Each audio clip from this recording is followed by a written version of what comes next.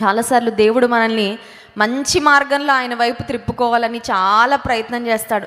దేవుడు బ్రతిమాలుతాడు, దేవుడు మనల్ని పిలుస్తాడు, ఎంత ప్రేమగా పిలుస్తాడు. నా బిడ్డ నా దగ్గరికి రా, నా వైపుకు తిరుగు, నా మాట విను, నీకు మేలు, నీవు బాగుపడతావు, నీవు ఆశీర్వాదం పొందుకుంటావు, విడుదల పొందుకుంటావు అని దేవుడు మంచి మార్గాలలో మంచి మాటలతో చాలా సున్నితమైన విధానంలో ఆయన వైపు త్రిప్పుకోవాలని చాలా ప్రయత్నం చేస్తారు. కానీ కొంతమంది బోధల ద్వారా దారిలోకి రారు. అప్పుడు దేవుడు ప్రయత్నాన్ని, ఆయన పద్ధతిని మార్చి బాధలు పంపిస్తాడు కొన్నిసార్లు. అయితే బాధల ద్వారా మనము లైన్లోకి వచ్చేస్తాం. హల్లెలూయా. సో బోధల ద్వారా ఆయన దగ్గరికి రాకపోతే దేవుడు బాధల ద్వారా ఆయన వైపుకు తీసుకొస్తాడు. ఏదేమైనప్పటికీ దేవుని మార్గంలో ఉండడమే క్షేమం. హల్లెలూయా. దేవుని అనుసరించడమే శ్రేయస్కరం. బోధల ద్వారా వచ్చిన వారు ధన్యులు, బాధల వరకు వెళ్ళిన వారు కొంచెం ఇబ్బంది పడినా వారు కూడా ధన్యులు. ఎందుకంటే ఏదో ఒక విధంగా వారు దేవుని మార్గంలోకి వచ్చి దేవుని అనుసరిస్తున్నారు కాబట్టి వారు కూడా దీవెన ఆశీర్వాదాన్ని పొందుకుంటారు. హెబ్రీ పత్రిక 6వ అధ్యాయము 12వ వచనం అందరం కలిసి చదువుకుందాం. హెబ్రీ పత్రిక 6వ అధ్యాయము 12వ వచనం అందరం కలిసి చదువుకుందాం. 11వ వచనం నుండి కలిసి ఉంది, కలిపి చదువుదాం.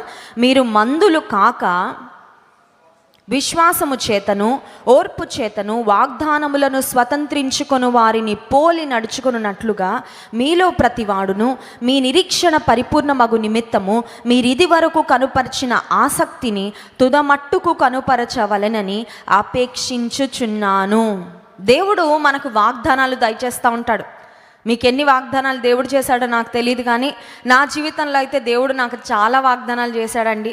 దేవుడు చేసిన వాగ్దానాలన్నీ నేను నా డైరీలో జాగ్రత్తగా దాచిపెట్టుకుంటాను, రాసి పెట్టుకుంటాను, వాటిని జ్ఞాపకం చేసుకుంటూ ఉంటా. ఆ వాగ్దానాలు ఎప్పుడు నెరవేరుతాయా అని దేవుని సన్నిధిలో కనిపెడుతూ ఉంటాను. బైబిల్ గ్రంథంలో కూడా మనం గమనించినట్లయితే భక్తులు దేవుని నుండి వాగ్దానాలు పొందుకున్నారు. ఫర్ ఎగ్జాంపుల్ అబ్రహాముకు దేవుడు వాగ్దానం చేశాడు, ఆకాశపు నక్షత్రాల వలె సముద్రంలో on the seashore like the sand on the seashore, సముద్రపు ఒడ్డున ఉన్న ఇసుక రేణువుల వలె నీ సంతానాన్ని నేను అభివృద్ధి చేస్తాను అని దేవుడు వాగ్దానం చేసిన తర్వాత అబ్రహాము జీవితంలో చాలా సంవత్సరాలు దేవుని వాగ్దానం యొక్క నెరవేర్పు కొరకు ఎదురు చూడాల్సి వచ్చింది. ఒక 25 సంవత్సరాలు అబ్రహాము అతని భార్య అయిన శారా కనిపెట్టాల్సి వచ్చింది. మన జీవితంలో కూడా దేవుని వాగ్దానాలు పొందుకుంటే సరిపోదు, ఆ వాగ్దానాల యొక్క నెరవేర్పును చూడాలంటే మన జీవితంలో 2 క్వాలిటీస్, 2 చాలా అత్యవసరమైనవి, 2 అత్యంత ప్రాముఖ్యమైనవని ఇక్కడ మనం చదువుకున్న లేఖన భాగంలో చూస్తున్నాం. చూడండి, మీరు మందులు కాక విశ్వాసము చేతను ఓర్పు చేతను అనే మాట ఉంది చూసారా. హెబ్రీ పత్రిక 6వ అధ్యాయం 11వ వచనంలో వాగ్దానములను స్వతంత్రించుకొనిన వారిని పోలి, వాగ్దానాలను స్వతంత్రించుకోవాలంటే 2 ఉండాలంటే ఏంటి? నంబర్ 1 విశ్వాసము, నంబర్ 2 ఓర్పు. చాలాసార్లు వాగ్దానం, గొప్ప వాగ్దానం మనం పొందుకుంటాం, కానీ ఆ వాగ్దానం నెరవేరుతుంది అనే విశ్వాసం ఉండదు. ఇంత గొప్ప వాగ్దానం నెరవేరుతుందా అండి? దేవుడు ఖచ్చితంగా నెరవేరుస్తాడా నా పక్షంగా? నేను కొన్నిసార్లు తప్పిపోతున్నాను కదా, నేను కొంచెం అయోగ్యంగా ప్రవర్తిస్తున్నాను కదా, నా పరిస్థితులు చూడడానికి చాలా భిన్నంగా ఉన్నాయి కదా, నా ఎక్స్పెక్టేషన్స్కు సరిపోయినట్లుగా నా జీవితంలో కార్యాలు జరగట్లేదు కదా. చాలాసార్లు మన ఎక్స్పెక్టేషన్, మన యొక్క ఆశలు, మన ఆలోచనలు ఎలా ఉంటాయంటే దేవుడు ఒక వాగ్దానాన్ని నెరవేర్చాలంటే అంచెలంచెలుగా కొన్నిసార్లు అలా జరగాలి కార్యం అని ఎదురు చూస్తాం. లేదంటే దేవుని వాగ్దానం యొక్క నెరవేర్పు మనం అనుకున్న పద్ధతిలో జరగాలనుకుంటాం. కానీ దేవుడు, God is so unique, God is specialised in doing things. దేవుడు కార్యాలు జరిగించడంలో చాలా సామర్థ్యం కలిగిన వాడు. అనేక మార్లు మనం అనుకున్న పద్ధతిలో కాకుండా ఆయన అనుకున్న పద్ధతిలో, ఆయన అనుకున్న విధానంలో ఆయన ఇచ్చిన వాగ్దానాలు దేవుడు నెరవేరుస్తూ ఉంటాడు. హల్లెలూయా. కాబట్టి వాగ్దానాల యొక్క నెరవేర్పు మన జీవితంలో చూడాలంటే మొట్టమొదటిగా మనకు ఉండాల్సింది విశ్వాసము.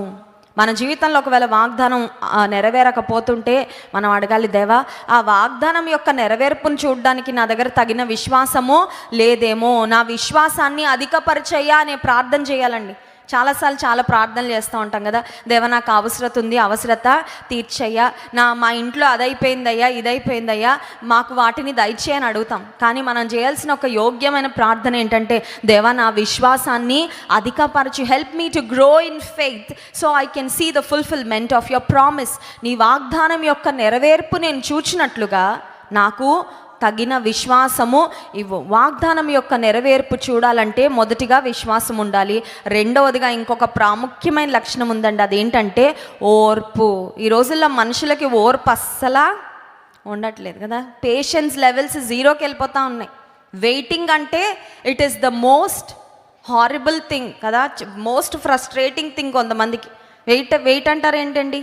వెయిట్ అంటే నాకు నచ్చదండి. నేను ఏదన్నా అనుకుంటే అది వెంటనే జరిగిపోవాలి. దేవుడు ఏదన్నా మాట ఇచ్చాడంటే అది వెంటనే నెరవేరిపోవాలి. నాకు అంత ఓపిక లేదండి. నీకు ఓర్పు లేకపోతే వాగ్దానం యొక్క నెరవేర్పును చూడలేవు. So we need patience in order to inherit the promises of God. దేవుడిచ్చే వాగ్దానాలను స్వతంత్రించుకోవాలంటే ఓర్పు ఎప్పుడు వస్తుందంటే ఆలస్యం అయినప్పుడు వస్తుంది ఓర్పు. అవునా కదా? ఆలస్యం అవుతా ఉన్నప్పుడు ఓర్పు. మీరు బస్ స్టాండ్లో కానీ ఆ తర్వాత ట్రైన్ స్టేషన్లో కానీ టికెట్ కౌంటర్ దగ్గర జనాల్ని చూస్తే ఓర్పు అంటే ఏంటో మనకి బాగా అర్థమవుతుంది. వెనకున్న వాళ్ళు చిరాకుగా ఉంటుంది. వాళ్ళ ఫేస్ చూసారు ఎప్పుడైనా? చాలా కోపంగా చిరాగ్గా ఆ టికెట్ కౌంటర్ దగ్గర ఉన్న వ్యక్తిని తిట్టుకుంటాను, ఎంతసేపు చేస్తున్నాడు ఏంటినా, అసలు ఇంతమంది నిలబడి ఉంటే ఫాస్ట్గా ఇవ్వడేంటని అతన్ని తిట్టుకుంటూ ఉంటాను. ఆ తర్వాత ముందు నిలబడిన వాళ్ళందరినీ తిట్టుకుంటాను, త్వరగా పని చేసుకొని పక్కకి వెళ్ళకుండా వీళ్ళందరూ ఏంటి ఇలా ఉన్నారు అని. చాలాసార్లు ఓర్పు లేనప్పుడు విసుగుదల వస్తూ ఉంటుంది, ఓర్పు లేనప్పుడు ఫ్రస్ట్రేషన్ వస్తూ ఉంటుంది. కొంతమంది ప్రయాణాలు మానుకునేవారు కూడా ఉంటారేమో, అమ్మో ఇంక నేను ఈ లైన్లో నిలబడలేను, నాకు చాలా చిరాకు వచ్చేస్తుంది, ఇంటికి వెళ్దాంలే, ఇంకెప్పుడైనా వెళ్దాంలే, ఇంకెప్పుడైనా చూసుకుందాంలే ప్రయాణం, లేదంటే let me seek another mode of transportation, ఇంకొక విధానంలో నేను నా గమ్యస్థానం చేర్చుకుంటా, ఇక్కడ నిలబడి వెయిటింగ్ మాత్రం నా వల్ల కాదు అనుకునే వాళ్ళు చాలామంది. వెయిటింగ్ చేస్తున్నప్పుడు అదేంటో కానీ డిస్ట్రెసింగ్ థింగ్, మన బస్సు కాకుండా అందరి బస్సులు వచ్చేస్తూ ఉంటాయండి. అవును కదా? మనం ఎప్పుడైనా బస్ స్టాండ్లో నిలబడితే మనం ఎక్స్పెక్ట్ చేస్తున్న బస్సు నంబర్ కాకుండా అన్ని బస్సులు వచ్చేస్తా చాలా ఇబ్బంది అనిపిస్తుంది. అయ్యో ఏంటయ్యా ఇంతసేపు వెయిట్ చేయాల్సి వస్తుంది, ఇంకెంతసేపు నిలబడాలి, కూర్చోడానికి కూడా ప్లేస్ లేకపోతే. ఈ రోజుల్లో మంచిగా బస్సు షెల్టర్లు ఇవన్నీ వేసి కొంచెం కూర్చోడానికి బాగానే ఉంది. ఇక బస్ షెల్టర్లో వెయిటింగ్లో కూర్చున్నారంటే ఎవరి ప్రపంచంలోకి వాళ్ళు వెళ్ళిపోతున్నారు, అంతేనా? ఒక క్షణమన్నా ఆగుతున్నారండి? ప్రక్కన ఎవరు కూర్చున్నారు, ముందేం జరుగుతుందో ఎవరు పట్టించుకోవట్లా. Every one is in their own world. ఎవరు సెల్ ఫోన్లో వాళ్ళు తల మునకలు అయిపోయినారు కాబట్టి టైంపాస్ పెద్ద కష్టం అవ్వట్లేదులేండి, చాలా ఈజీగా టైం గడిచిపోద్ది. But back in those days నేను కాలేజ్ చదివేటప్పుడు నేను ఎప్పుడైనా బస్ స్టాండ్లో నిలబడితే నేను ప్రార్థన చేసుకుంటూ అలా బస్ స్టాండ్లో ఉండేదాన్ని, ఒక్కదాన్ని నిలబడి ఉండేదాన్ని. సగం దూరం వరకు మా ఫ్రెండ్స్ వచ్చేవాళ్ళు, ఆ తర్వాత వాళ్ళు వెళ్ళిపోయేవాళ్ళు, నేను ఒక్కదాన్ని ఉండేదాన్ని. నేను ఒక్కదాన్ని నిలబడి ఉంటే, ఆ రోజుల్లో సెల్ ఫోన్ లేవు, మా డాడీ సెల్ ఫోన్ కొనిచ్చినా కూడా నేను తీసుకెళ్లేదాన్ని కాదు కాలేజ్కి. అనవసరమైన ప్రాబ్లమ్స్ ఈ సెల్ ఫోన్ వల్ల అని నేను ఎప్పుడు తీసుకెళ్లేదాన్ని కాదు, యూజ్ చేసేదాన్ని కూడా కాదు. సో బస్ స్టాండ్లో అట్లా నిలబడి ఉంటే ఆ పక్కన చాలామంది గర్ల్ ఫ్రెండ్స్ బాయ్ ఫ్రెండ్స్ ఉన్న వాళ్ళందరూ వచ్చి నిలబడతా ఉండేవారు. నిలబడితే నేను ప్రార్థన చేసుకుంటా ఉండే, దేవా త్వరగా రావాలి నా బస్సు అంటే. వాళ్ళందరూ బస్సులో వచ్చేసి వాళ్ళందరూ వెళ్ళిపోయేవారు. అప్పుడు ఇంకా బాధ అనిపించేది, ఏమనంటే భక్తిహీనులు బస్సులు త్వరగా వస్తున్నాయి అయ్యా, ఇక్కడ నేను ఒక్కదాన్ని ఏకాకిగా నిలబడి చక్కగా నీ కొరకు ఎదురు చూస్తూ ఉంటే నాకు ఏంటయ్యా సహాయము.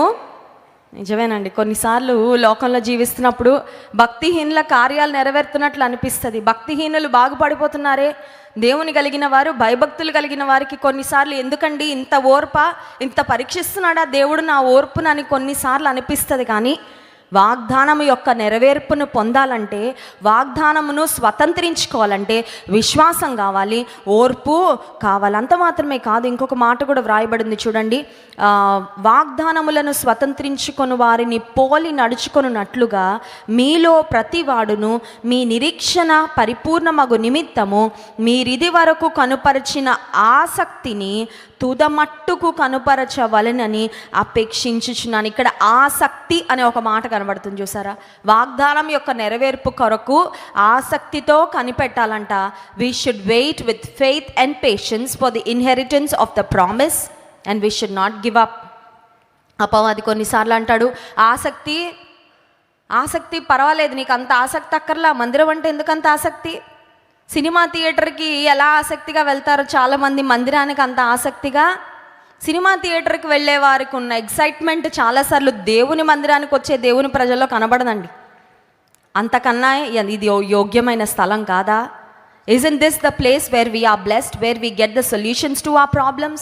చాలాసార్లు శ్రేష్టమైన కార్యాలు, దైవికమైన కార్యాల విషయంలో ఆసక్తిని కోల్పోతూ ఉంటాం.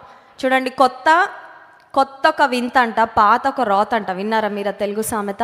కొత్త ఒక వింత, పాత ఒక. చాలామందికి దేవుడు పాతవాడు అయిపోయాడు.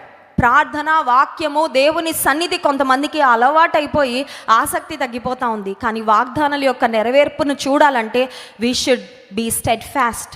ఆసక్తిని కోల్పోకుండా దేవుని కార్యాలలో మనం కొనసాగాలి. 105వ కీర్తన 19వ వచనంలో కూడా ఒక మాట వ్రాయబడింది. చూడండి, 105వ కీర్తన 19వ వచనం. అతడు చెప్పిన సంగతి నెరవేరు వరకు యెహోవా వాక్కు అతని పరిశోధించుచుండెను. అతడు చెప్పిన సంగతి, ఎవరు చెప్పిన సంగతి అంటే these verses talk about Joseph. యోసేపుని గురించి వ్రాయబడిన వాక్యం ఇది. యోసేపు జీవితంలో కొండ లోయ, కొండ లోయ, లోయ లోయ లోయ కొండ. చాలాసార్లు మన జీవితాన్ని మనం చూసుకొని ఎప్పుడు కొండ మీదే ఉండాలనుకుంటాం. కొండ మీద అంటే ఆనందంగా, సంతోషంగా, ఆ తర్వాత ఉన్నత స్థితిలోనే ఉండాలి, కష్టం అనేది రాకూడదు అని కోరుకుంటాం. కానీ జీవితంలో అన్ని అనుభవాలు మనకి ఎదురవుతూనే ఉంటాయి. ప్రతి అనుభవంలో, ప్రతి పరిస్థితిలో దేవుడు మనతో ఉంటాడు, మనల్ని నడిపిస్తాడు. యోసేపు జీవితంలో తన తండ్రి ఇంటి దగ్గర ఉన్నప్పుడు he had the best life. తండ్రికి ఇష్టమైన కుమారుడు, ఫేవరెట్ సన్. యాకోబుకి ఇష్టమైన కుమారుడు యోసేపు. సో తండ్రి ఇంటిలో శ్రేష్టమైన ఆహార పదార్థం ఏదైనా ఉందంటే అది తండ్రి యోసేపుకే ఇచ్చేవాడు. రంగురంగుల అంగి కుట్టించాడంటే, ఎందుకంటే ఈ కొడుకు అంటే నాకు చాలా ఇష్టం, I want to treat him in a different way, చాలా ప్రత్యేకంగా చూసుకోవాలి ఈ అబ్బాయిని, అందరిలా కాదని తండ్రి యోసేపు మీద ప్రత్యేకమైన ప్రేమను చూపిస్తూ ఉంటే, ఇంటి దగ్గర చాలా అల్లారు ముద్దుగా తల్లిదండ్రుల యొక్క ఆలనా పాలనలో పెరిగిన యోసేపు ఒక్కసారిగా అన్నల యొక్క అసూయ వలన ఇంటిలో నుండి ఒక్కసారి పిట్లో పడిపోయాడండి. గుంటలో పడిపోయిన తర్వాత యోసేపుకి ఒక ఆలోచన వచ్చి ఉంటుంది. అదేంటంటే, ఇంటి దగ్గర ఉన్నప్పుడు మా తల్లిదండ్రులతో, అన్నదమ్ములతో నేను ఉన్నప్పుడు దేవుడు నాకు మంచి కలలు ఇచ్చాడు కదా, God gave me good dreams, మంచి కలలు ఇచ్చాడు. ఆ కళ నెరవేరుతుంది అని నేను కనిపెడతా ఉంటే, ఆ కళలో యోసేపును దేవుడు చాలా ఉన్నతంగా చూపించాడు. యోసేపు యొక్క సహోదరులు, కుటుంబీకులు అందరూ అతనికి నమస్కారం చేసినట్లుగా దేవుడు యోసేపు కళ చూపిస్తే, ఈ కళ నెరవేర్పుతో నా జీవితం ఇక్కడి నుంచి అక్కడికి వెళ్తుంది అనుకుంటే అక్కడి నుంచి ఇటు వచ్చిందేంటి? నేను అనుకుంటున్నది ఒకటి, అవుతున్నది ఒకటి, ఊహిస్తున్నది ఒకటి, ఆశిస్తున్నది ఒకటి, జరుగుతున్నది మరొకటని యోసేపు తన జీవితంలో ఖచ్చితంగా ఆ గుంటలో పడినప్పుడు కృంగిపోతా ఉండుంటాడు. ఖచ్చితంగా కృంగిపోయి ఉంటాడు. గుంట నుండి పొతిఫర్ ఇంటికి వెళ్ళాడు. పొతిఫర్ ఇంటి నుండి మళ్ళీ జైలుకి వెళ్ళిపోయాడు.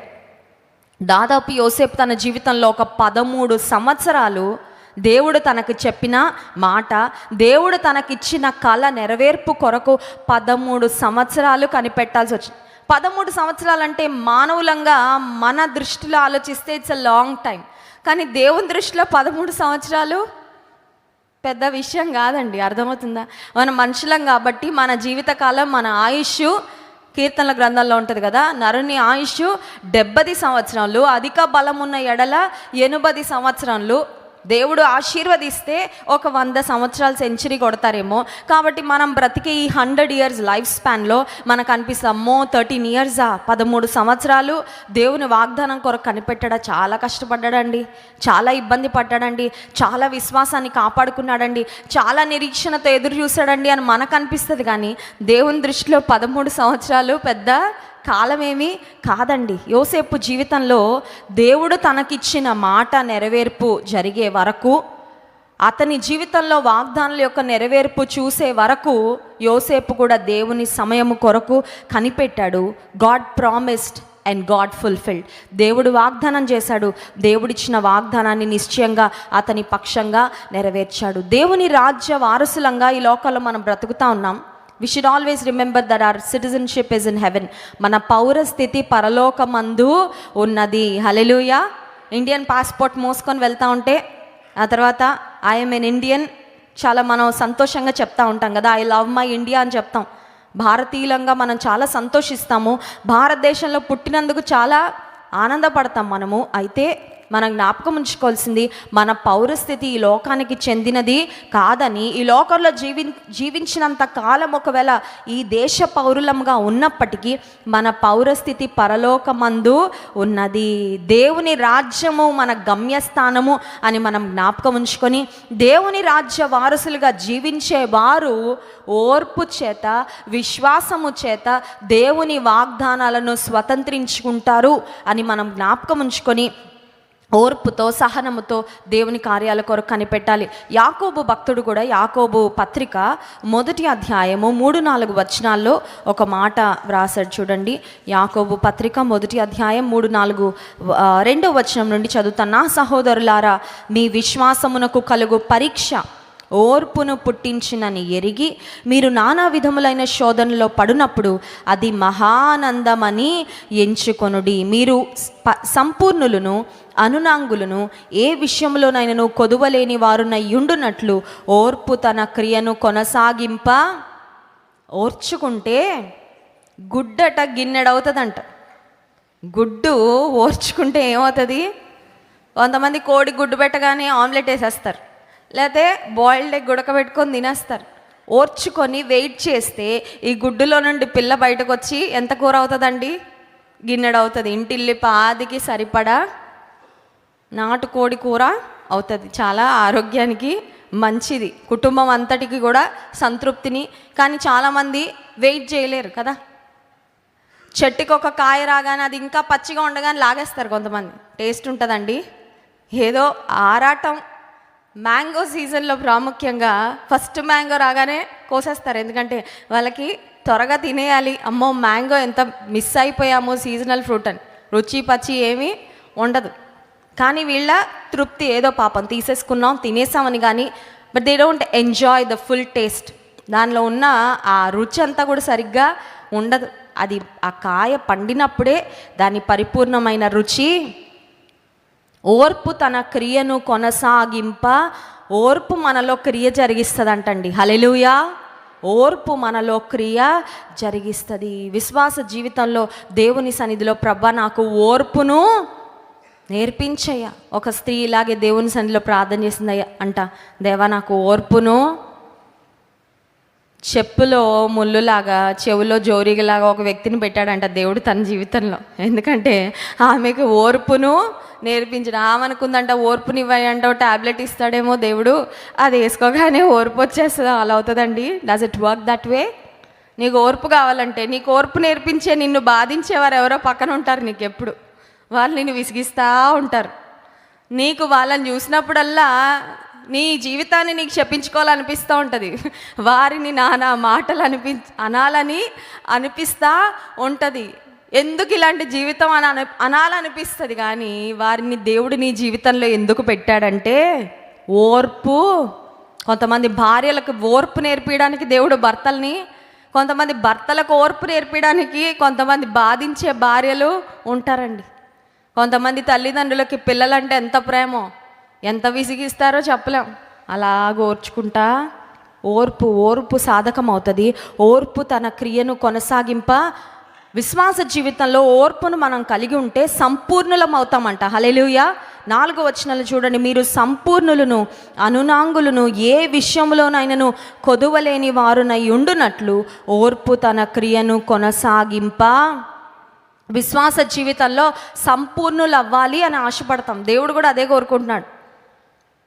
దేవుని నమ్ముకున్న తర్వాత, రక్షణ పొందిన తర్వాత, బాప్తిజం తీసుకున్న తర్వాత, when you start knowing about God, you are like a baby. ఒక చిన్న పసిబిడ్డలాగా మనం ఉంటాం ఆత్మీయంగా.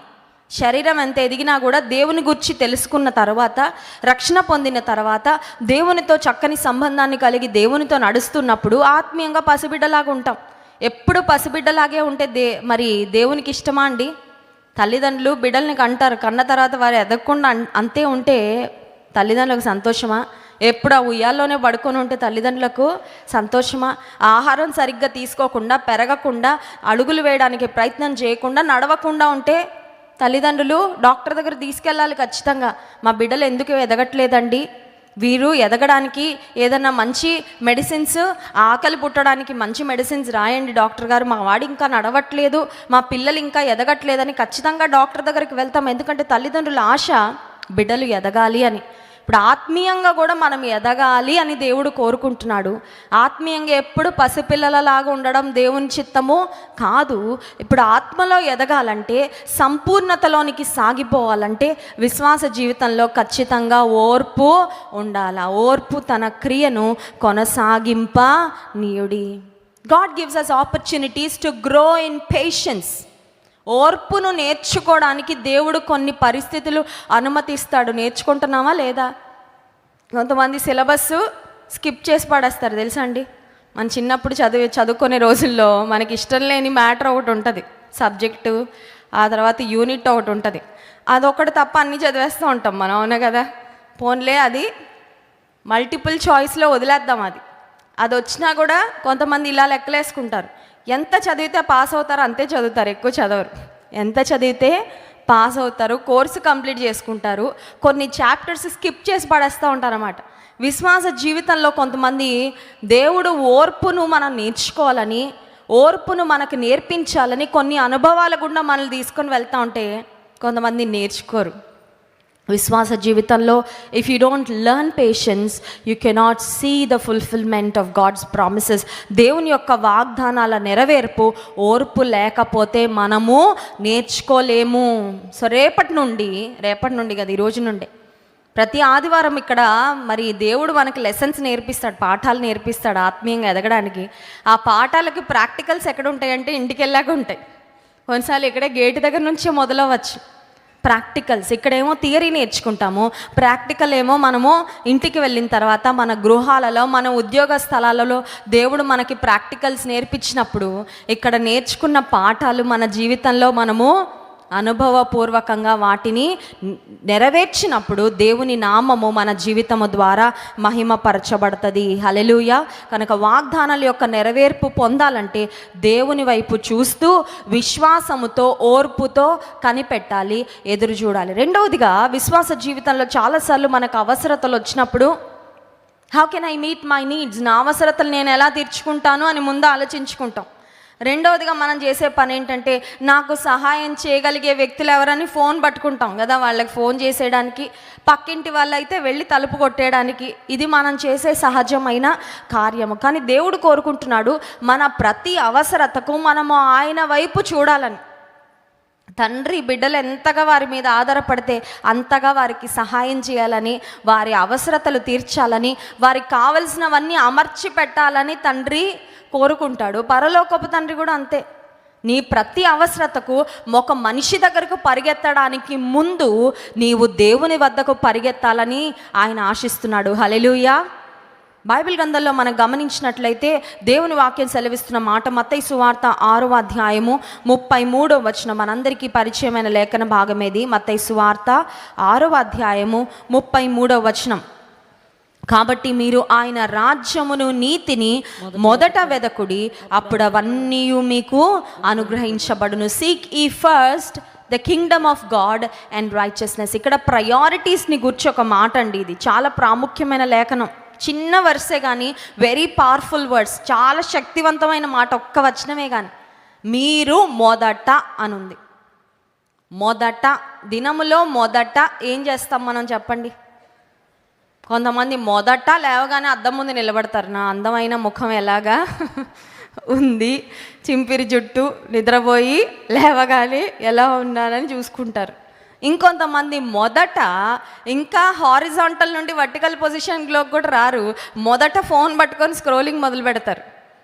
ఎవరు ప్రపంచంలో ఏం చేస్తున్నారు, ప్రపంచంలో ఏం జరుగుతుంది, మొదట some people like to find what's happening with everybody in the world. ఇంకొంతమంది మొదట లేవగానే చీపురు పట్టుకుంటారు కదండి, ఇల్లు శుభ్రంగా ఉండాలి ముందు. ఇలాంటి ఆసక్తులు చాలా ఉంటాయి. కానీ దేవుని వాక్యం సెలవిస్తుంది, నీవు మొదట చేయాల్సింది ఏంటంటే ఆయన రాజ్యమును, నీతిని. ఉదయకాల సమయంలో లేవగానే నీ మొదటి సమయం నువ్వు దేవునితో మాట్లాడుతున్నావా? మోకాళ్ళు వేసి, ప్రభా ఈ నూతన దినం నాకు ఇచ్చావయ్యా, చాలామంది పడకల మీదే చనిపోయారు, కానీ నాకు ఈ నూతన దినం ఇచ్చావు, నీకు స్తోత్రాలని దేవుని స్తుతిస్తూ ఉన్నావా?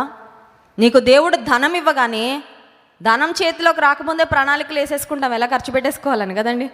ధనము చేతిలోకి రాకముందే వి స్టార్ట్ డ్రీమింగ్, ఈ డబ్బులు వస్తే నేను ఎలా ఖర్చు పెట్టుకోవాలి, ఎలా ఎంజాయ్ చేసేయాలి, ఎలా స్పెండ్ చేసేయాలి, ఎలా ఇన్వెస్ట్ చేసేయాలి కాదండి.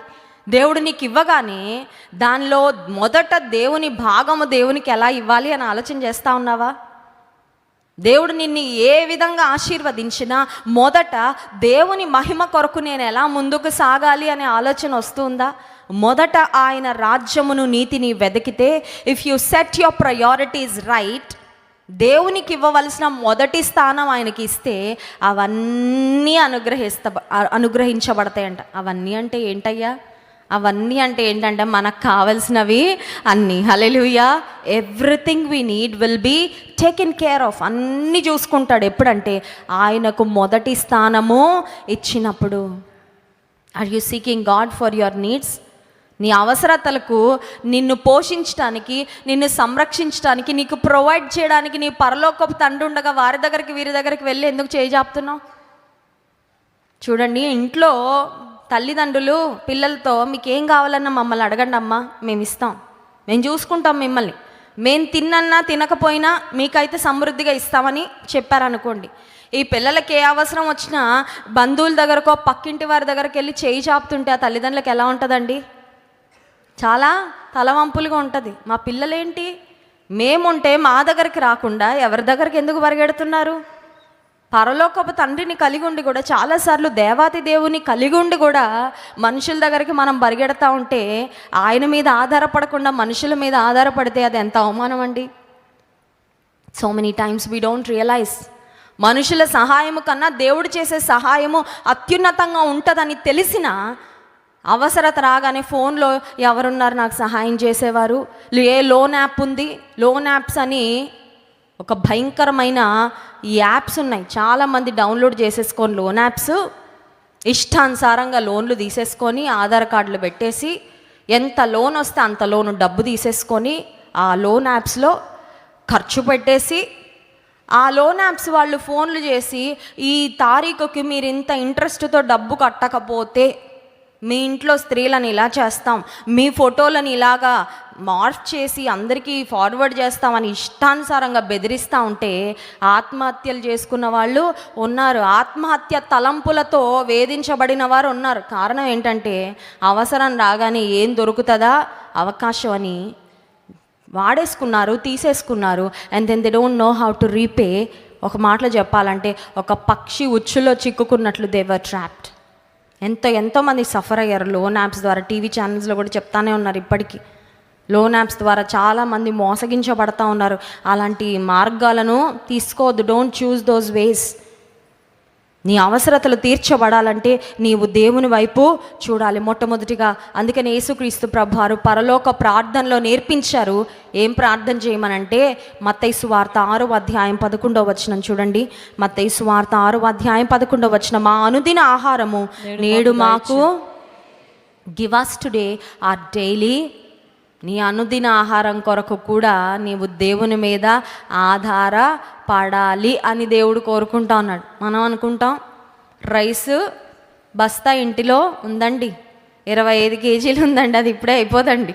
కాబట్టి నా అనుదిన ఆహారం కొరకు, నా అవసరతల కొరకు దేవుని మీద ఆధారపడాల్సిన అవసరము లేదండి. ఫ్రిడ్జ్లో అండి నిన్నే రైతు బజార్ నుండి వారం అంతటికి కావాల్సిన కూరగాయలు తెచ్చిపెట్టుకున్నానండి, కాబట్టి నేను దేవుని మీద ఆధారపడాల్సిన అవసరము లేదండి. దేవుని మీద ఆధారపడినప్పుడు ఆయన ఇచ్చే ప్రొవిజన్ చాలా అద్భుతంగా ఉంటుందండి. హల్లెలూయా. కనుక నీ అవసరతలు తీర్చబడాలంటే మొట్టమొదటిగా దేవుని మీద ఆధారపడు. రెండవదిగా లూకాసు వార్త 5వ అధ్యాయంలో పేతురు యొక్క జీవితాన్ని గురించి మనం చదువుతాం. లూకాసు వార్త 5వ అధ్యాయము. యేసుక్రీస్తు ప్రభువారికి పేతురు తన దోణెను ఇచ్చి సువార్త నిమిత్తము తన దోణెనిచ్చి ఎలా ఆశీర్వదించబడ్డాడో మనం చూస్తాం. చూడండి, లూకా సువార్త 5వ అధ్యాయం 1వ వచనం. జనసమూహము దేవుని వాక్యము వినుచు ఆయన మీద పడుచుండగా ఆయన గెన్నేసరతు తీరమున నిలిచి ఆ సరస్సు తీరముననున్న 2 దోణెలను చూచెను. జాలరులు వాటిలో నుండి దిగి తమ వలలు కడుగుచుండిరి. ఆయన ఆ దోణెలలో సీమోనదైన ఒక దోణె ఎక్కి దరి నుండి కొంచెము త్రోయుమని అతనిని అడిగి కూర్చుండి దోణెలో నుండి జనసమూహములకు బోధించుచుండెను. యేసయ్య పేతురు దోణెను అడిగాడండి, Peter, I want your boat. నా బోట్లోకి నువ్వు వస్తే యేసయ్య నీతో పాటు బహుజన సమూహాలు వచ్చేస్తారయ్యా. మళ్ళీ ఇదంతా క్లీనింగ్, ఇదంతా మెయింటెనెన్స్ నాకు చాలా కష్టమయ్యా.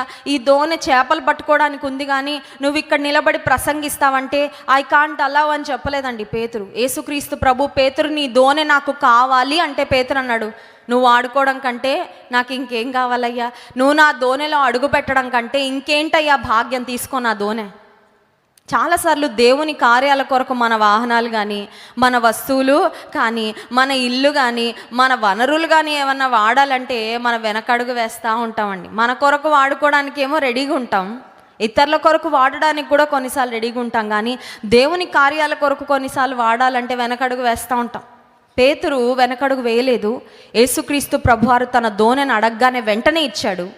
యేసయ్య పేతురు దోణెలో ఉండి ఆ సరస్సు తీరమున ఉన్న వారందరికీ సువార్త చెప్పి వారిని పంపించాక ఇప్పుడు యేసయ్య చేసిన కార్యం ఏంటంటే, నీ దోణెను నా కొరకు నువ్వు ఇచ్చావు కాబట్టి I want to bless your boat Peter. నీ దోణెను నేను నింపే వెళ్తా. ఖాళీ దోణిలోకి నేను వచ్చాను, నీ దోణె నేను వాడుకున్నాను, but I want to fill this boat. యేసయ్య చేసిన కార్యం చూడండి, పేతురుతో చెప్పిన మాట 3వ వచనం. ఆయన ఆ దోణెలలో సీమోనుదైన ఒక దోణె ఎక్కి దరి నుండి కొంచెము త్రోయుమని అతనిని అడిగి కూర్చుండి దోణెలో నుండి జనసమూహములకు బోధించుచుండెను. ఆయన బోధించుట చాలించిన తరువాత, నీవు దోణెను లోతునకు నడిపించి చేపలు పట్టుటకు మీ వలలు వేయడని సీమోన్ అన్నాడు, రాత్రంతా చేపలు పట్టామయ్యా, మాకేమీ చేపలు పడలేదు అంటే యేసయ్య చెప్పిన మాటను బట్టి వల వేసినప్పుడు 6వ వచనం, వారు అలాగు చేసి విస్తారమైన చేపలు పట్టిరి, అందుచేత వారి వలలు పిగిలిపోవచ్చుండగా వారు వేరొక దోణెలోనున్న తమ పాలివారు వచ్చి తమకు సహాయము చేయవలనని వారికి సంజ్ఞలు చేసిరి. వారు వచ్చి 2 దోణెలు మునుగునట్లుగా నింపిరి. సమృద్ధి ఎప్పుడు వస్తుంది? సమృద్ధి అంటే అందరికి ఇష్టమే. చాలని బ్రతుకు ఎవరికి ఇష్టం ఉండదు. సమృద్ధిగా ఉంటే బాగుండు నా ఇంట్లో అన్నీ, నేను సమృద్ధిని అనుభవిస్తే బాగుండు అని ప్రతి ఒక్కరు కోరుకుంటారు. సమృద్ధి ఎప్పుడు వస్తుంది? ఇందాక మనం జ్ఞాపకం చేసుకున్నాం కదా, when you set your priorities right. దేవునికి మొదటి స్థానం ఇచ్చినప్పుడు, దేవుని మీద ఆధారపడినప్పుడు. రెండవదిగా, when you let God use you. దేవుడు నిన్ను వాడుకోవడానికి నువ్వు అనుమతి ఇచ్చినప్పుడు. నీవు అనుమతి ఇవ్వకుండా దేవుడు ఏది నీది తీసుకోడు, ముట్టడండి. ఆయన అంత గొప్ప దేవుడు. హల్లెలూయా. బలవంతంగా ఏది తీసుకోడు. నీవు ఆయనకు చెప్పాలి, ఇదిగో అయ్యా నా చేతులు నువ్వు వాడుకో అయ్యా అంటే వాడుకుంటాడు. ఇదిగో అయ్యా నా కాళ్ళు ఎక్కడికి వెళ్ళమంటే అక్కడికి వెళ్తానయ్యా అంటే వాడుకుంటాడు. ఇదిగో అయ్యా నా నోరు నువ్వు వాడుకో అయ్యా అంటే ఆయన వాడుకుంటాడు. Unless you allow God, he will not use you by force. నేను కాలేజ్లో చదువుతున్న రోజుల్లో మా ఫ్రెండ్స్, ప్రాముఖ్యంగా హాస్టల్లో అదే మొదటిసారి నేను పాటలు పాడతానని తెలుసుకొని అనేవారు, ఈ సినిమా పాట నీ వాయిస్కి బాగా సూట్ అవుతుంది, ఈ పాట నీ వాయిస్కి బాగుంటుంది, నువ్వు ఫ్రెషర్స్ పార్టీలో పాడావంటే, నువ్వు ఆ పార్టీలో పాడావంటే నువ్వు కాలేజ్ అంతా ఫేమస్ అయిపోతావు, పాడు అనేవారండి, శోధించేవారు వచ్చి. అయితే నేను ఒకటే చెప్పా మాట, ఏమనంటే, ఈ గొంతు నేను యేసయ్యకి సమర్పించిన, స్వరం యేసయ్యకి సమర్పించేసా. ఆయన పాటలు కాకుండా నేను ఏ పాట కనీసం హమ్ము కూడా చేయను, నేను పాడను, నేను హమ్ము కూడా చేయను అని నా స్నేహితురాళ్ళకి నేను చెప్పానండి. కానీ ఖచ్చితంగా నేను చెప్పగలను, I don't have the best voice in the world. నాది గొప్ప స్వరం కానే కాదు, నేను ఖచ్చితంగా చెప్పగలను. సంగీతం కూడా నేను ఏం నేర్చుకోలేదండి. నా స్వరం మీద నేను ఎక్కువ వర్క్ చేయడానికి నాకు అంత టైం కూడా ఉండదు. బట్ నేను ఒకటైతే చెప్పగలను, ఈ స్వరం దేవునికి సమర్పించాను కాబట్టి ఈ స్వరంతో పాడుతూ ఉంటే అనేక మంది హృదయాలు దేవుని వైపు త్రిప్పబడడానికి దేవుడు కార్యం జరిగిస్తున్నాడండి. హల్లెలూయా. ఒక లతా మంగేష్కర్ లాగో లేకపోతే ఇంకొకరు లాగా పాడే వాళ్ళు చాలామంది ఉన్నారు, కానీ ఈ స్వరము ఆయన కొరకు ప్రతిష్ఠించాను కాబట్టి నేను అనుకుంటాను దేవుడు ఆ అభిషేకాన్ని ఉంచాడు. ఎందుకు ఈ మాట చెప్తున్నానంటే, when you allow God to use you, దేవా నన్ను వాడుకో, నేను ఉన్నానయ్యా అంటే చాలు, వాడుకుంటాడండి. నీ వాహనం ఎప్పుడైనా దేవునికి ఇచ్చావా? వరల్డ్ తెలుగు క్రిస్టియన్ కాన్ఫరెన్స్ జరుగుతున్నప్పుడు మన సంఘంలో కొంతమంది వారి వాహనాలు ఇచ్చేశారండి. వారి వాహనాలు ఇచ్చేశారు. మందిరంలో మీరు వాడండి, చాలామంది వస్తున్నారు డెలిగేట్స్ ఆయా ప్రాంతాల నుండి, మీరు మా వాహనాన్ని వాడుకోండి అని ఫుల్ ట్యాంక్ చేసేసి డీజిల్ పెట్రోల్ మొత్తం నింపించి ఇచ్చిన దేవుని బిడ్డలు ఉన్నారు. మా వాహనం మా కొరకు తిరుగుతుందండి, మేము ఎన్నో పనులు చేసుకుంటాం, దైవజనుడా మీరు వాడండి ఇది పరిచర్యలో, మీటింగ్స్ అన్నీ అయిపోయాక అప్పుడు మాకు ఇవ్వండి అని చెప్పిన వారు ఉన్నారండి. ఎందుకు ఈ మాట చెప్తున్నానంటే, only when you let God use you, your life will be filled. కొంతమందికి ఉండే ఒక ఆలోచన ఏంటంటే, దేవుని కొరకు వాడబడితే మేము అరిగిపోతామేమో అండి అని. లోకంలో తుప్పు పట్టిపోవడం కన్నా దేవుని కొరకు అరిగిపోవడం శ్రేష్టం అండి. హల్లెలూయా. కొన్ని వస్తువులు ఉంటాయి చూసారా, ఇంట్లో ఏ పని లేకుండా మూలబడి ఉంటాయి. అవి కొంతకాలం అయ్యాక తుప్పు పట్టిపోయి పని చేయకుండా పనికి రాకుండా తయారైపోతాయి. కొంతమంది దేవుని కొరకు ఎలా కూడా వినియోగించబడకుండా ఎలా ఉన్నారంటే, తుప్పు పట్టిపోయిన స్థితిలో, తుప్పు పట్టిపోవడం కంటే లోకంలో పని పాట లేకుండా దేవుని కొరకు వాడబడి ప్రయోజనకరమైన పాత్రగా మారి అరిగిపోవడము గొప్ప ధన్యత. హల్లెలూయా. పేతురు యొక్క దోణి ఎలా నింపబడింది? పేతురు దేవుడు యేసయ్య వస్తే నా దోణి నిండా చేపలు నింపుతాడని ఎక్స్పెక్టేషన్తో ఇచ్చాడండి. ఇవ్వలా. యేసయ్య నువ్వు వాడుకో చాలు, యేసయ్య నువ్వు అడుగుపెట్టు చాలు, నా దోణి ధన్యమైపోద్దని ఇచ్చాడంతే. నీవు దేవుని కార్యాల కొరకు వాడబడుతున్నప్పుడు ఏమి ఎక్స్పెక్ట్ చేయకుండా చేయి, దేవుడు గొప్ప ప్రతిఫలం ఇస్తాడు. హల్లెలూయా. ఆశించి చేయొద్దు, ఒక బిజినెస్ లాగా చేయొద్దు దేవుని కార్యాలు. ఈ రోజుల్లో మనుషుల్లో ఎంత స్వార్థపూరితమైన ధోరణి తయారైపోయిందంటే, నేను పాడితే నాకేమొస్తుందండి, నేను వాయిస్తే నాకేమొస్తుందండి. జాన్ వెస్లీ గారు చెప్తా ఉన్నారు మొన్న సభల్లో, ఆ యవనస్తుడు ఎవరో నాకు తెలియదు, కానీ ఒక యవనస్తుడట మన చర్చ్లో ఉండేవాడంట. మా వివాహం కాకముందు అనుకుంటా నేను. ఆ అబ్బాయికి దైవజనుడు గిటార్ కొనిచ్చారంట. గిటార్ కొనిచ్చి క్లాసులకు వెళ్ళి నేర్చుకో బాబు అని వెనకుండి ప్రోత్సహిస్తే ఆ అబ్బాయి క్లాసులకు వెళ్ళి గిటార్ నేర్చుకొని మందిరానికి రావడం మానేశాడంట. దైవజనులు గిటార్ ఎందుకు కొనిచ్చారంటే ఆ అబ్బాయి బాగా నేర్చుకొని మందిరంలో వాడబడతాడని. అప్పుడు దైవజనులు అడిగారంట, నువ్వెందుకు కనబడట్లేదు మందిరంలో, ఆదివారం నీకు దేవుడిచ్చిన తలాంతులు ఎందుకు వాడట్లేదంట. ఆ పిల్లోడు అన్నాడంట, నేను పబ్బులో వాయిస్తే నాకు 20,000 ఇస్తున్నారు వేసులన్న, మందిరంలో వాయిస్తే నాకు ఎంత ఇస్తారు? నువ్వు బిజినెస్ అనుకుంటున్నావా దేవుడిని? నీ యొక్క ఏమొస్తుంది ప్రయోజనం అని చూస్తున్నావా? దేవుడు నీకు అంతా ఇచ్చేశాడు ఆల్రెడీ. హల్లెలూయా. తన ప్రాణాన్ని దారపోసాడండి, ఇంకేం కావాలా? ఏం ఆశించి వస్తున్నావు దేవుని సన్నిధానానికి? ఏది కోరుకుంటా వస్తున్నావు దేవుని సన్నిధానానికి? నేను వాడబడితే నాకు ధన్యతను వస్తున్నావా, లేకపోతే మరొక ఉద్దేశాలతో వస్తున్నావా? కొంతమంది ఉంటారండి, దేవుని సన్నిధిలో విత్తనం విత్తాక దేవుని మందిరంలో ఇచ్చాను కానండి నాకేం జరగట్లేదండి. ఏం జరగాలి? రేపు పొద్దున మిలియనీర్ అయిపోవాలా? రేపు పొద్దున లాటరీ తగలాలా నీకు? ఏ ఆశతో వస్తున్నావు? నువ్వు నెలంతా కష్టపడి సంపాదించుకొని ఆ జీతం ఇంటికి తీసుకెళ్ళి తింటున్నావంటే దేవుని కృప కాదా చెప్పండి. చాలామంది నిండుగా సంపాదించుకొని అనుభవించలేని స్థితిలో ఉన్నారండి. కష్టపడి సంపాదించుకొని అనుభవించే సమయానికి వచ్చేసరికి ఈ లోకాన్ని విడిచిపెట్టి వెళ్ళిపోయిన వారు ఉన్నారు. నిన్ను ఎంత బ్లెస్ చేశాడో దేవుడు అది గుర్తించి, అంతేగాని ఆయనకి ఏం చేస్తే నాకేం వస్తుందని ఎప్పుడూ ఆలోచించకు. నీ అవసరతలు తీర్చబడాలంటే ఏ విధమైన ఆలోచన లేకుండా, బదులు ఆశించకుండా దేవుని కొరకు నేను వాడబడాలని ఒక్క ఆలోచనతో వెళ్ళి ముందుకి నిన్ను దేవుడు వాడుకోవడం ప్రారంభిస్తే ఆశీర్వాదాలతో నింపే బాధ్యత కూడా ఆయనే చూసుకుంటాడు. You don't have to even ask. Hallelujah. అడగాల్సిన అవసరం కూడా లేదు. నీ వాడబడితే ఆయన నింపుతాడు నిన్ను, నీ జీవితాన్ని. ఆ రోజు పేతురుదోనే కాదు, ప్రక్కదోని కూడా నిండిపోయిందంట. ఎంత నిండిందంటే వలలు పిగిలిపోతూ ఉన్నాయంట. నాకు తెలిసి లైఫ్ టైంలో పేతురు అన్ని చేపలు ఎప్పుడు పట్టుండడు. ఆ రోజుల్లో కనుక సెల్ ఫోన్లు ఉండుంటే వీడియో తీసేసి ఆ యూట్యూబ్లో పెట్టి ఎన్ని చేపలు పడాయి తెలుసా అంటే ఆ వీడియో వైరల్ అయిపోయేదేమో బహుశా. అన్ని చేపల బ్రతుకులో ఎప్పుడు చూసుంటాడు పేతురు, అన్ని చూశాడండి. ఎందుకు? అన్ని చేపలు ఎలా పడాయి, వలలోకి ఎలా వచ్చాయంటే దేవుని మీద భక్తితో దేవునికి తన దోనెను ఇచ్చినప్పుడు, దేవుని కొరకు వాడబడినప్పుడు. నీ అవసరతలు తీర్చబడాలంటే ఇంకొక మాట చెప్పి ముందుకు వెళ్తాను చూడండి. 2 కొరింథీ పత్రిక 9వ అధ్యాయము 7వ వచనం. 2 కొరింథీ పత్రిక 9వ అధ్యాయము 7వ వచనం. సనుకు కొనకయు బలవంతముగా కాకయు ప్రతివాడును తన హృదయములో నిశ్చయించుకొనిన ప్రకారము ఇయ్యవలెను, దేవుడు ఉత్సాహముగా ఇచ్చువానిని. మన సంఘంలో ఇవ్వండి ఇవ్వండి ఇవ్వండి అని ఎక్కువ చెప్పమండి, ఎందుకంటే దేవుని ప్రేమించిన వారు ఇవ్వకుండా ఉండలేరు. బట్ సందర్భం వచ్చింది కాబట్టి చెప్తున్నా. నేను ఇచ్చుటను గురించి చాలా తక్కువ టచ్ చేస్తాను. నేను బ్లెస్సీ వెస్లీ గారు ఇచ్చుటని గురించి చెప్తా ఉన్నారని కొంతమంది అది కూడా పెద్ద మ్యాటర్ చేస్తూ ఉన్నారు యూట్యూబ్లో ఈరోజు కదండి. ఎందుకంటే బ్లెస్సీ వెస్లీ గారు అని ఒక వీడియో పెడితే అది లక్షల మంది చూసేస్తారు, వాళ్ళకి డబ్బులు వచ్చేస్తాయి. పోన్లేండి, ఆ రకంగా అన్నా వాళ్ళకి దీవెనకరంగా ఉన్నాం, దేవునికి స్తోత్రం. దేవుడు ఉత్సాహముగా ఇచ్చువారిని ప్రేమించును అనే మాట లేఖన భాగంలో వ్రాయబడింది.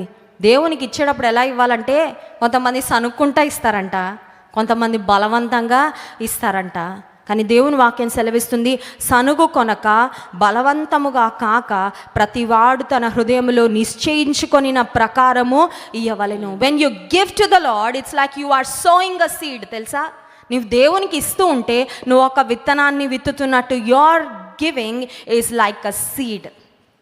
విత్తనం, ఒక్క విత్తనం వేస్తే ఒక్క కాయ వస్తుందండి చెప్పండి. ఒక్క విత్తనం విత్తితే మొక్కొచ్చాక చెట్టు అయ్యాక ఒక్క కాయ వస్తుందా? బోల్డ్ అన్న వస్తాయి. అది సీజనల్ ప్లాంట్ అయితే, ఫ్రూట్ అయితే, వెజిటబుల్ అయితే ప్రతిసారి సీజన్ వచ్చినప్పుడల్లా వస్తూనే ఉంటుంది. ఎన్ని వస్తాయండి లెక్క పెట్టుకోలేనన్ని వస్తాయి. దేవుని సన్నిధిలో when you so a seed you will definitely reap a harvest. ఖచ్చితంగా నువ్వు పంటకు వస్తావు. చాలాసార్లు అవసరతలో ఉన్నప్పుడు కొంతమంది అనుకుంటారు, నా అవసరత ఎలా తీర్చబడుతుందండి అని ఆలోచన చేసి, కొంతమంది ఈ వాక్యాన్ని బాగా అర్థం చేసుకున్నవారు మా దగ్గరకు వచ్చి ఏం చెప్తారో తెలుసా? దైవజనుడా, నాకు ఒక పెద్ద అవసరత ఉందండి, నేను ఇల్లు కట్టుకోవాలనుకుంటున్నా, చాలా ఖర్చు ఉంది, కానీ అంతకంటే ముందు ఈ కానుక నేను దేవుని పని కొరకు ఇవ్వాలనుకుంటాను అని వస్తారు కొంతమంది. అప్పుడు దైవజనుడు అంటారు, ఇంత పెద్ద ఖర్చు ఉంది కదయ్యా, ఇది ఉంచుకోండి, మీకు అవసరం అవుతుంది. లేదయ్య గారు, ఇది ఒక విత్తనము వలె మేము విత్తుతున్నాము. We know that God will take care of us. మాకు తర్వాత జరిగే కార్యం అంతటిలో దేవుడు సహాయం చేయడానికి ఈ విత్తనము మాకు సహాయపడుతుందని మా విశ్వాసము.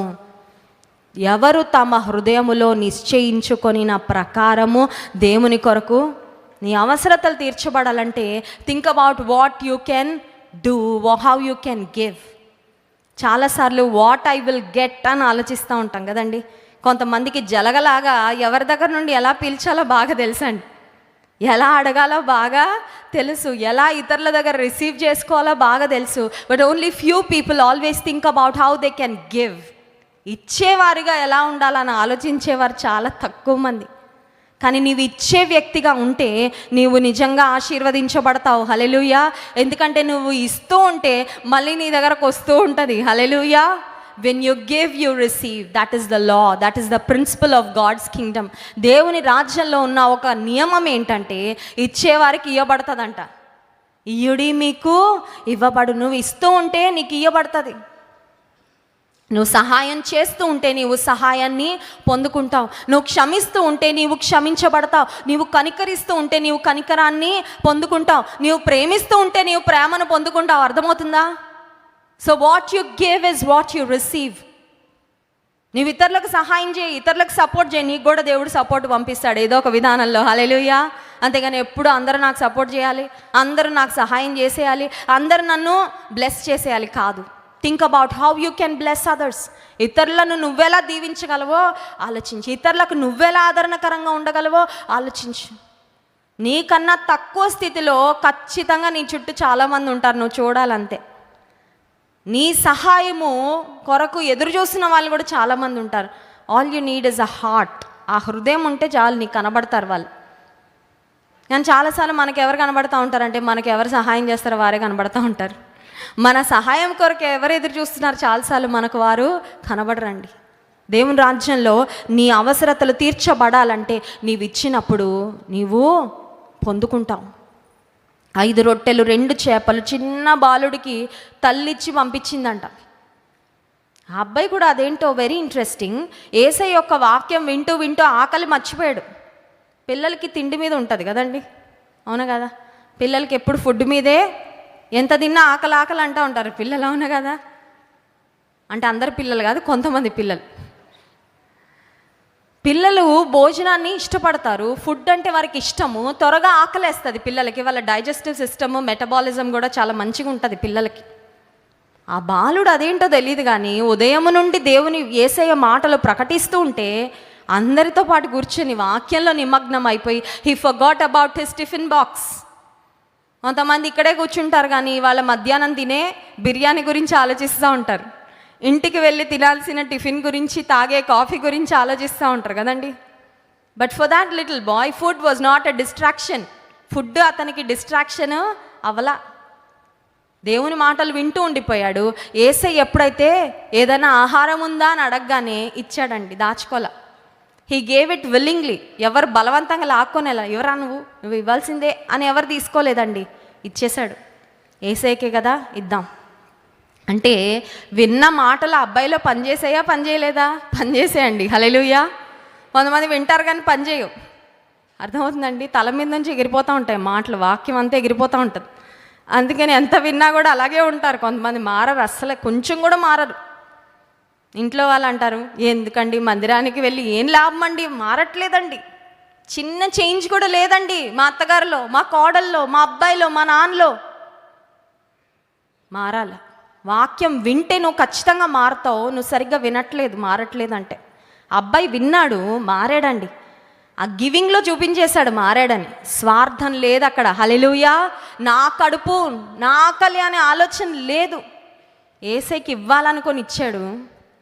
5 రొట్టెలు 2 చేపలే అమ్మ పెట్టింది కానీ యేసయ్య వాటిని ఆశీర్వదించి 5,000 మంది పురుషులు, స్త్రీలు, పిల్లలు పంచిపెడతా ఉంటే ఈ అబ్బాయి కావలసినంత తినేసి మళ్ళీ బాక్స్లో కూడా పెట్టుకొని వెళ్ళి ఉంటాడు. అమ్మ నువ్వు ఇచ్చింది నేను యేసయ్యకి ఇస్తే ఇదిగో మళ్ళీ కడుపు నిండా తినేసాను, బాక్స్లో కూడా పెట్టుకొని వచ్చానమ్మా అని బహుశా ఇంటికి తీసుకువెళ్ళి ఉంటాడేమో అండి. ఎందుకంటే 12 గంపలు మిగిలాక 12 మంది శిష్యులు నెత్తి మీద ఒక్కొక్క గంప పెట్టి ఇంటికి పంపించారు యేసయ్య, ఎందుకంటే కష్టపడి పంచారు కాబట్టి. ఆ అబ్బాయికి కూడా ఇచ్చుంటాడు ఖచ్చితంగా యేసయ్య, ఇదిగో బాబు ఇంటికి తీసుకెళ్ళు, ఎందుకంటే యూ గేవ్ ద సీడ్. ఆ విత్తనం నువ్వే కదా విత్తింది, ఇచ్చింది నువ్వే. ఈ అద్భుతానికి మూలము నువ్వే. ఒక మాట చెప్పమంటారా? నీవు దేవుని కొరకు, దేవుని రాజ్యం కొరకు ఇచ్చే వ్యక్తిగా ఉంటే అద్భుతాలకు కారణం నీవే అవుతావు, నేనే అవుతాను. హల్లెలూయా. దేవుడి ప్రపంచంలో అద్భుతాలు చేయాలంటే నిన్ను నువ్వు ఇచ్చి వేసుకోవాలి ఆయనకి. ఇదిగో అయ్యా నన్ను వాడుకో, నా వనరులు వాడుకో, నా తలాంతులు వాడుకో, నా సమయాన్ని వాడుకో, నాకు ఇచ్చిన ఎబిలిటీస్ను వాడుకో, నా వస్తువులు వాడుకో అయ్యా నీ పని కొరకే. సెల్ ఫోన్ కొనుక్కున్న తర్వాత చాలామంది ఆ షోలు ఈ షోలు చూడడానికి వాడతారు కానీ వాక్యం చూడడానికి మాత్రం వాడరండి.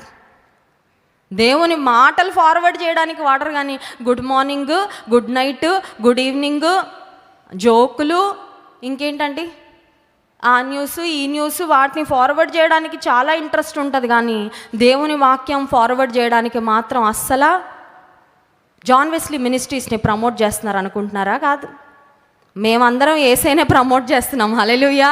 We are not here to promote our self, we are here to make Jesus famous. Yesayya నామం గణపరచాలని పనిచేస్తుంది ఈ పరిచర్య, యేసయ్య నామాన్ని హెచ్చించాలని పనిచేస్తుంది ఈ పరిచర్య. మీరు ఒకవేళ మెసేజ్ ఫార్వర్డ్ చేస్తే జాన్ వెస్లీ గారికి ఏదైనా మేలు కలుగుతుందని చేతులు కట్టుకొని ఉంటున్నారేం, పర్లా, వేరే వారిని వాడుకుంటాడు దేవుడు. కానీ ఎందుకు ఈ మాట చెప్తున్నానంటే మన వస్తువులు దేవుని కొరకు వాడుతున్నామా? మన సమయం దేవుని కొరకు వాడుతున్నామా? మన తలాంతులు దేవుని కొరకు వినియోగిస్తున్నామా? నీవు వాడడం ప్రారంభిస్తే you will start seeing the fruit. ఫలము నువ్వు చూడడము ప్రారంభిస్తావు నీ జీవితంలో. ఇంకొక మాట నేను చెప్పి ముగిస్తాను. మొట్టమొదటిగా మనం చూసాము, వాగ్దానాల యొక్క నెరవేర్పును పొందుకోవాలంటే 2 ప్రాముఖ్యమైనవి మనలో ఉండాలని. ఏంటవి? విశ్వాసము, ఓర్పు. రెండవదిగా మనం చూసాం, మన అవసరతలు తీర్చబడాలంటే మొదట తండ్రి దగ్గరికి ఎవ్వరు మనుషుల దగ్గరికి వెళ్ళొద్దు, మొదట తండ్రి దగ్గరకు వెళ్ళు, విత్తనాన్ని విత్తు, నీ జీవితాన్ని దేవునికి వాడబడ్డం ప్రారంభించు, దీవెనను ఆశీర్వాదాన్ని చూస్తాం. మూడవదిగా, మన జీవితంలో హెచ్చింపు పొందాలంటే చాలాసార్లు హెచ్చించబడాలి అని కోరుకుంటాం. ఎవరైనా బ్యాంక్లో జాబ్ కొరకు స్టార్ట్ అయితే ఫస్ట్ మరి క్లర్క్గా స్టార్ట్ అవుతే కనుక వారు నెక్స్ట్ ఆఫీసర్ అవ్వాలి, ఆ తర్వాత మేనేజర్ అవ్వాలి, హెచ్చించబడాలా, డెసిగ్నేషన్ మారాలా, ఆ తర్వాత ప్రమోషన్ రావాలి అని కోరుకుంటారు ఎవరైనా సరే. కానీ హెచ్చింపు అనేది ఎలా కలుగుతుంది అని ఆలోచన చేస్తే 75వ కీర్తన 6వ వచనం చూడండి. 75వ కీర్తన 6వ వచనం. నీ జీవితంలో హెచ్చించబడాలంటే తూర్పు నుండి అయినను, పడమట నుండి అయినను, అరణ్యము నుండి అయినను హెచ్చు కలుగదు. Promotion does not come from the east or west. కొంతమంది ప్రమోషన్ ఎక్కడ నుండి వస్తుందండి? ఏ దిక్కు నుంచి వస్తుందండి? ఏ దిక్కున నిలబడితే వస్తుందండి? ఏ దిక్కున కనిపెడితే వస్తుందండి? దేవుని దిక్కు కనిపెడితే వస్తుంది promotion. Hallelujah. Don't look for the east, west, north and south. ఏ దిక్కులు చూడక్కర్లా, దేవుని దిక్కుకు చూడు. ప్రమోట్ చేయబడాలంటే, ఉన్నత స్థితికి రావాలంటే కొన్ని ప్రిన్సిపల్స్ ఉన్నాయండి. చాలామంది అనుకుంటారు ప్రమోషన్ అని ఆశిస్తున్నాను కానీ ఎందుకు రావట్లేదు. ప్రమోషన్ కలలు కంటే రాదు. ప్రమోషన్ కొరకు యూ హ్యావ్ టు వర్క్. ఒక ఆఫీస్లో పనిచేసేవారు ప్రమోట్ చేయబడాలంటే ఎయిదర్ సీనియారిటీ అన్నా ఉండాలి, లేదంటే ఎగ్జామ్స్ అయినా వారు ఆ పరీక్షలు రాసి, కష్టమైన ఎగ్జామ్స్ రాసి వాళ్ళు క్వాలిఫై అయితే కానీ నెక్స్ట్ లెవెల్కి వాళ్ళు ఎలిజిబుల్ అవ్వరు, ప్రమోషన్కి వారు అర్హులు అవ్వరు. ఇప్పుడు దేవుని రాజ్యంలో దేవుడిచ్చే ఆశీర్వాదాలు పొందుకొని నెక్స్ట్ లెవెల్కి ప్రమోట్ చేయబడాలంటే ఏం చేయాలంటే చూడండి, మత్తయి సువార్త 18వ అధ్యాయము 1వ వచనం. యేసుక్రీస్తు ప్రభువారు చెప్పిన మాట, gospel of Matthew chapter 18 and verse 1. మత్తయి సువార్త 18వ అధ్యాయము 1వ వచనం. ఆ కాలమున శిష్యులు యేసునొద్దకు వచ్చి, పరలోక రాజ్యములో ఎవడు గొప్పవాడని అడుగగా, ఆయన ఒక చిన్న బిడ్డను తన యొద్దకు పిలిచి వారి మధ్యను నిలవబెట్టి ఇట్లా, నేను మీరు మార్పు నొంది బిడ్డల వంటి వారైతేనే గాని పరలోక రాజ్యములో ప్రవేశింపరని మీతో నిశ్చయముగా. ఎవరు గొప్పవాళ్ళు యేసయ్యా? కొంతమందికి గొప్పగా ఉండాలా, I want to be the greatest అని ఒక ఆశ ఉంటుంది. యేసయ్య అన్నాడు గొప్ప వ్యక్తులుగా మారాలంటే చిన్నపిల్లల్లాగా అవ్వాలి అని. చిన్నపిల్లల్లాగా అవ్వాలంటే షార్ట్గా, ఆ తర్వాత అమాయకంగా అలా అవ్వాలా అంటే కాదండి. పిల్లలలో ఉన్న స్వచ్ఛత, నిర్మలత్వం, ఏ కల్మషం ఉండదు. చూడండి చిన్నపిల్లల్లో ఎలాంటి కల్మషం, చాలా యథార్థంగా, చాలా ట్రాన్స్పరెంట్గా. ఒకసారట ఒక చిన్న బాబు ఉన్నాడు ఇంట్లో. తండ్రి బాస్ ఇంటికి వచ్చాడు. బాస్ ఇంటికి రాగానే వాళ్ళ నాన్న అబ్బాయికి ట్రైనింగ్ ఇచ్చాడంట. నాన్న ఇంట్లో లేడని చెప్పురా, మా బాస్ వస్తున్నాడు, నేను దాక్కుంటాను అన్నాడంట. సరే వీడు వెళ్ళాడు, తలుపు తీశాడు. ఆ బాస్ వచ్చాడు. వచ్చిన తర్వాత నాన్న లేడా బాబు అని అడిగితే, నాన్న లేడని చెప్పమన్నారండి. ఏంటంట, నాన్న లేడని దొరికేశాడు కదా. నాన్నని రెడ్ హ్యాండెడ్గా కొడుకు పట్టించాడు. ఆ తర్వాత ఏమై ఉంటుందో మీరు ఊహించుకో. చిన్నపిల్లలలో ఉన్న స్వచ్ఛత ఎంత గొప్పదంటే వాళ్ళు ఏమి దాచుకోలేరండి.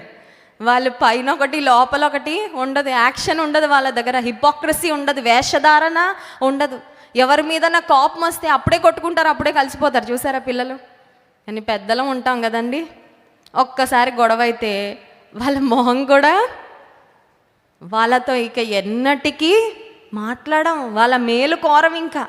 ఇంకా వాళ్ళతో నాకు ఏ సంబంధం లేదండి. నన్ను అలా అంటారా, నన్ను ఇలా చేశారా, నన్ను ఇలా నష్టపరిచారా, క్షమించలేం.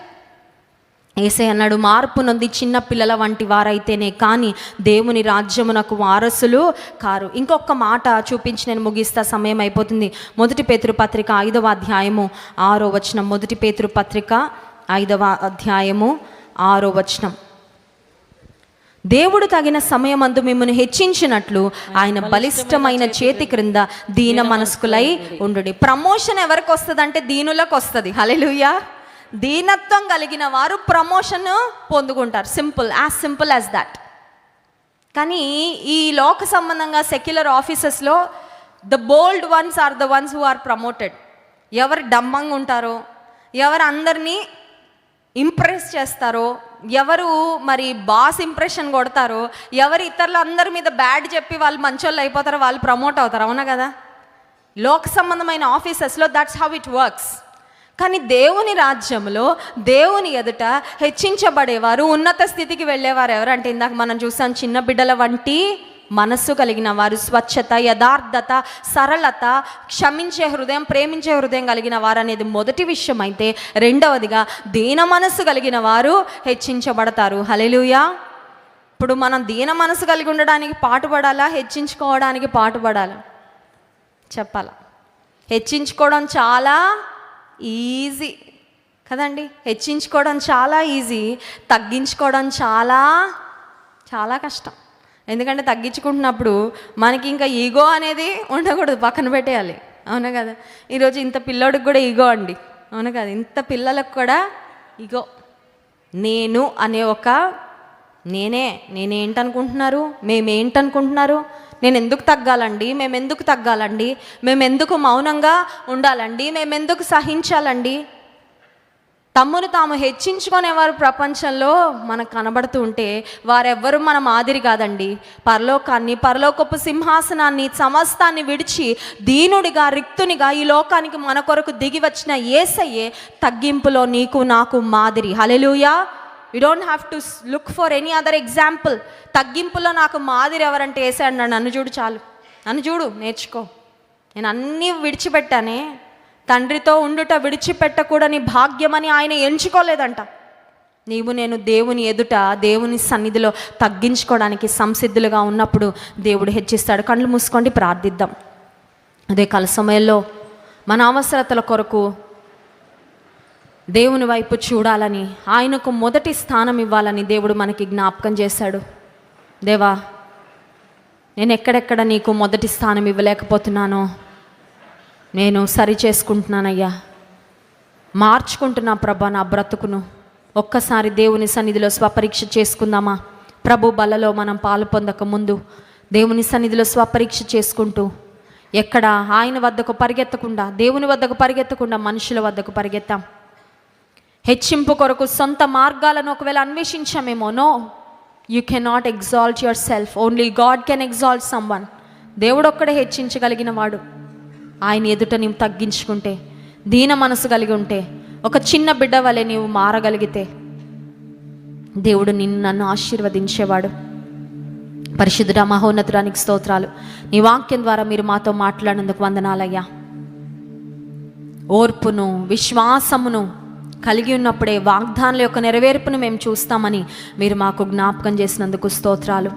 మీరు మా జీవితాలలో చేసిన వాగ్దానాలు గొప్ప వాగ్దానాలు అయ్యావి. వాగ్దానం చేసిన దేవుడో కూడా నీవు నమ్మదగిన వాడవే. కానీ వాటి నెరవేర్పు కొరకు విశ్వాసముతో, ఓర్పుతో కనిపెట్టే కృప నాకు మాకు అనుగ్రహించమని నీ సన్నిధిలో ప్రార్థన చేస్తున్నాను. మా ప్రతి పరిస్థితిలో నీ వైపు చూసే కృప మీరు మాకు అనుగ్రహించండి. ఏ మాటలైతే ఉదయకాల సమయంలో మేము విన్నామో ప్రభా, ప్రతి మాట మేము జ్ఞాపకం ఉంచుకోవడానికి, నెమరు వేసుకోవడానికి సహాయం చేయండి.